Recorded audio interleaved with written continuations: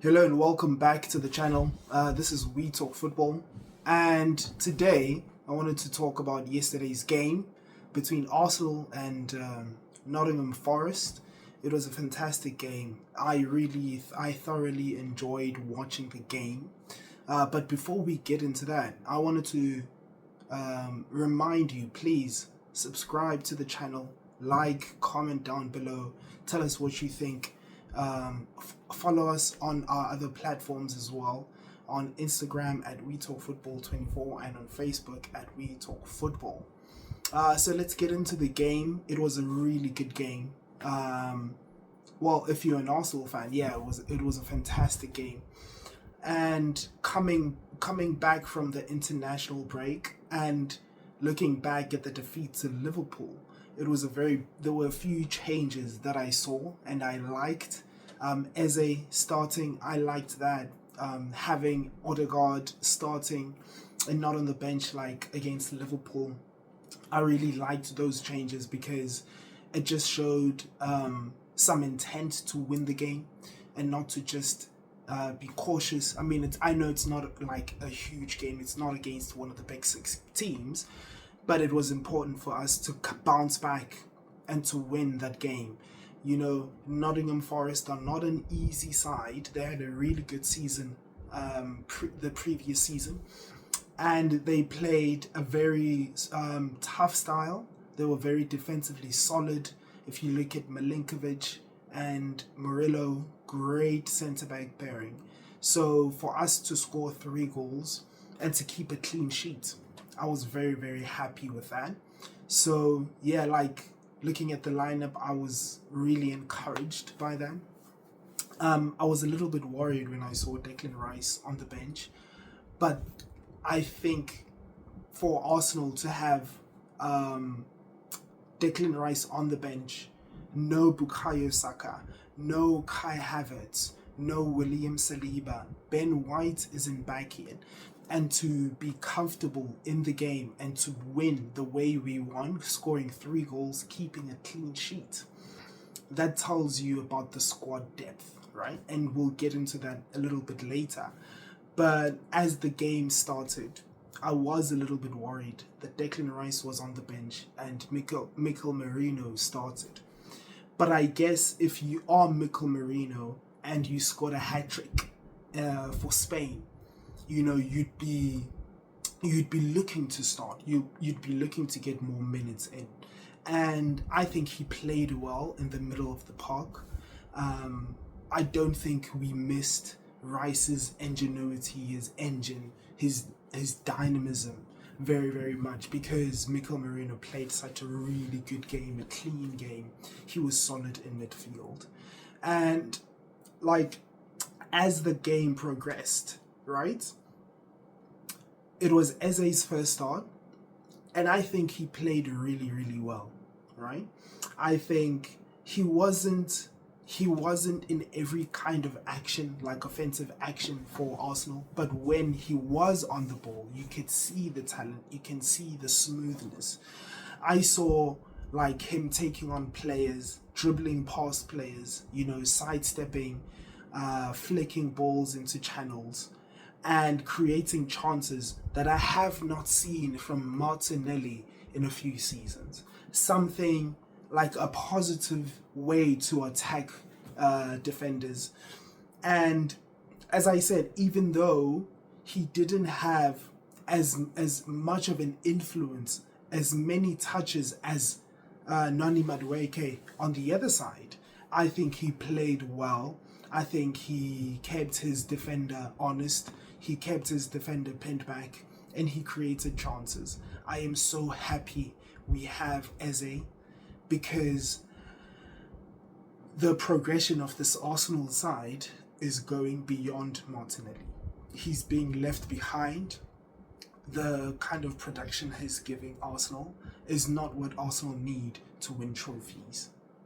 So I think now we can afford to push Martinelli on the bench, right? So as the game progressed, we created chances. We created a lot of pressure. on Nottingham Forest. We created a lot of pressure in terms of like waves and waves of attack and moments, and trying to create clear-cut chances, trying to create goal scoring opportunities. And then like if you look at the stats, Arsenal had 16 shots, 5 on target, 55% ball possession, 478 passes. That shows you the amount of pressure Arsenal spent, and Arsenal put Nottingham Forest under. You know what I mean? And like, because Arsenal were creating so much pressure, we got some we got a few corner kicks, which created more goal scoring chances, and that's how you saw the first goal by Martin Zubimendi. I think that's already a goal of the season contender. I knew Martin Zubimendi was a very technical player. He can play the short passes. He can play the long passes. He's a very high IQ player. But I didn't know he had that kind of technique, that technical ability to him. I should have known, you know what I mean? Like, if you look at how Spain produces midfielders, they focus a lot. They focus hugely on their technical ability. And he struck it sweetly as you can. It took a deflection. It took a slight deflection, so it brushed off a defender's head and it went past Matt Sells. Didn't see it coming. And then after that, like, I could see Arsenal kind of relax a bit more and continue to put Nottingham Forest under pressure, to continue to attack. And we went into the break 1-0 up.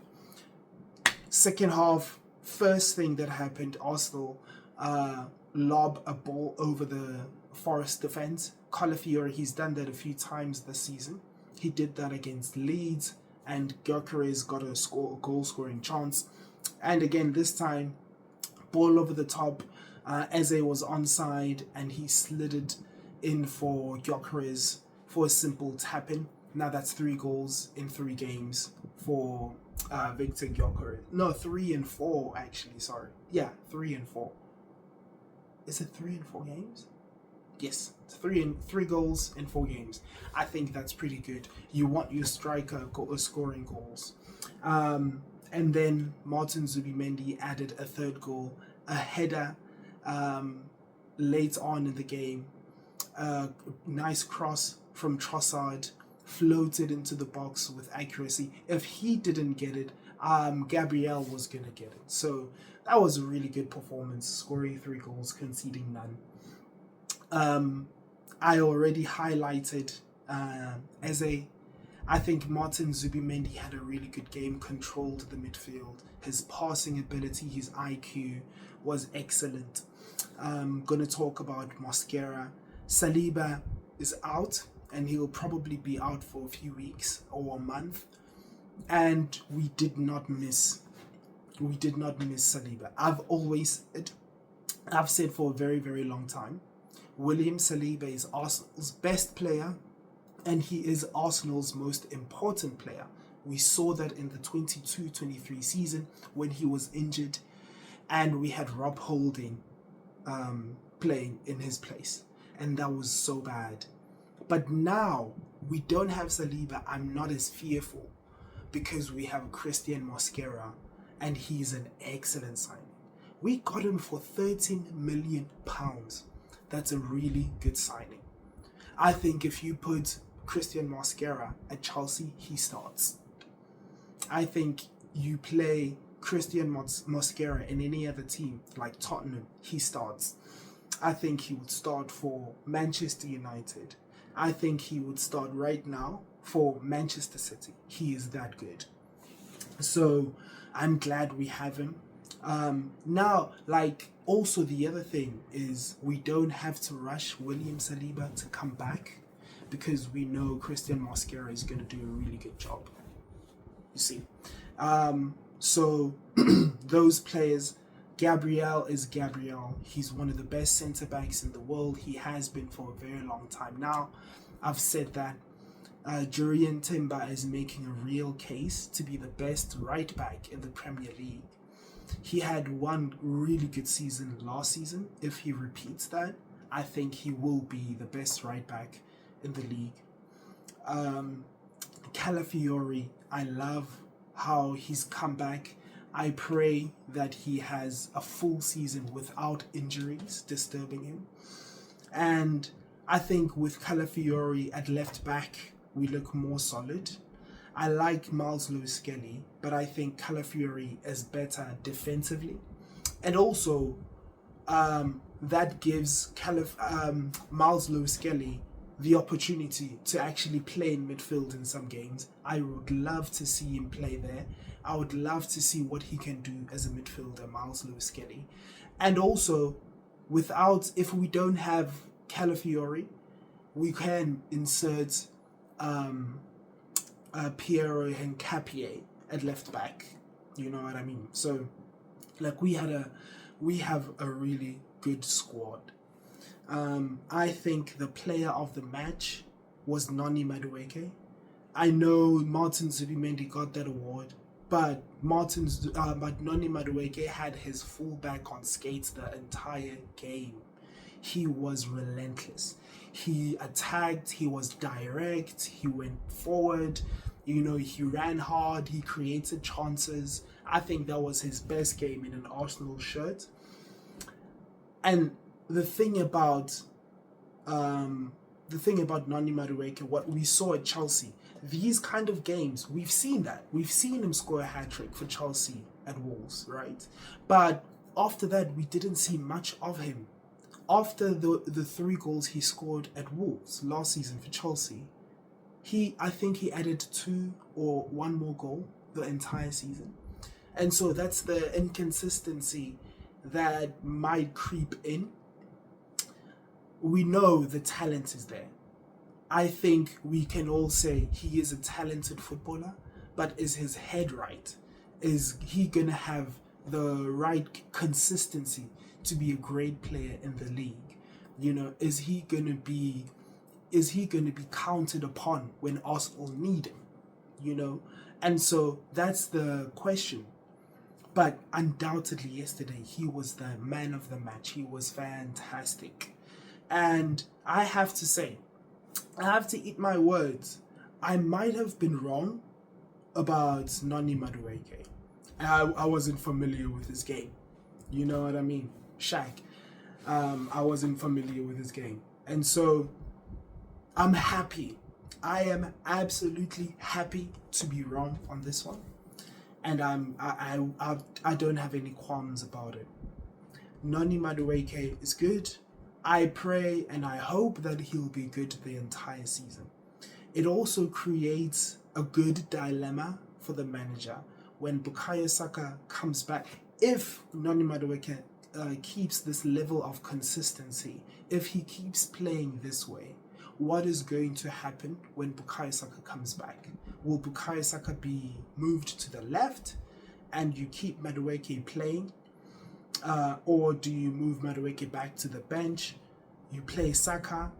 What is going to happen with Eze?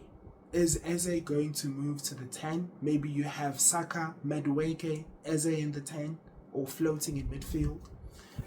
Those are really good problems to have if you're Arsenal, if you're Mikel Arteta. You know what I mean? Because now you have a squad. And I think the biggest thing that's come out from this game and this weekend for Arsenal is the squad depth.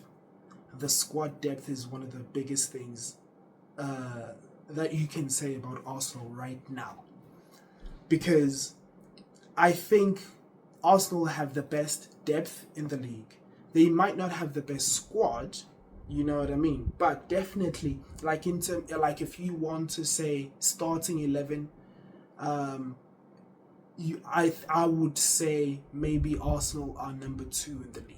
I would still say Liverpool are number 1 when you say starting 11. But after that, the squad depth, bro, Arsenal I think have the best depth in the league, especially defensively as well. Like if you look at our defenders, you have Ben White and Timber, you have Cristhian, Mosquera, Saliba, you have Hincapie, you have Gabriel. Now you have Calafiori, Miles Lewis-Skelly, and a few of those guys can be interchanged. Hincapie can play left back and centre back. Calafiori left back, centre back. Ben White left back, right back, centre back. You know, and so Timber can play left back. He can play centre back. He can play across the whole back line. So, like in terms of squad depth, that's really good. Like I mentioned earlier in the video, we didn't have Saka. Don't have Kai Havertz. We lost Martin Odegaard in the game. We don't have we didn't have Rice starting in the game, right? We didn't have William Saliba, and we still won like that. And it didn't look like Arsenal needed those players to win.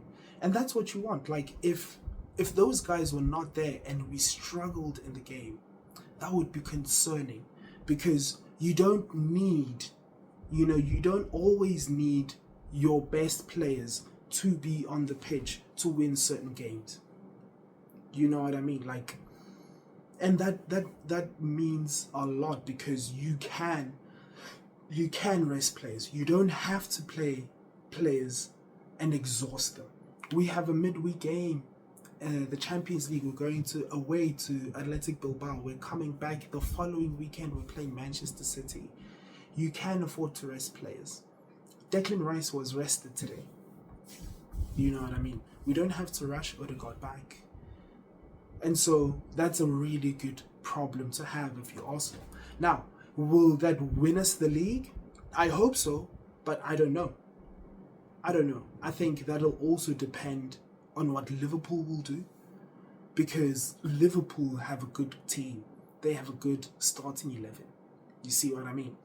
And so that will depend on what other teams do. It'll depend on what Liverpool can do this season. So, but that was a really nice win, nice game for Arsenal. 3 points, a clean sheet. And Arsenal just have the best defense in the world. I've been saying that for a long time as well. They just have the best defense you can get anywhere. Anyway, let me know what you think. Remember to look us up at We Talk Football 24, Instagram at We Talk Football, on Facebook. Comment down below, turn on your notification bell, like, and share. Anyway, thank you very much and have a nice weekend. Awareness.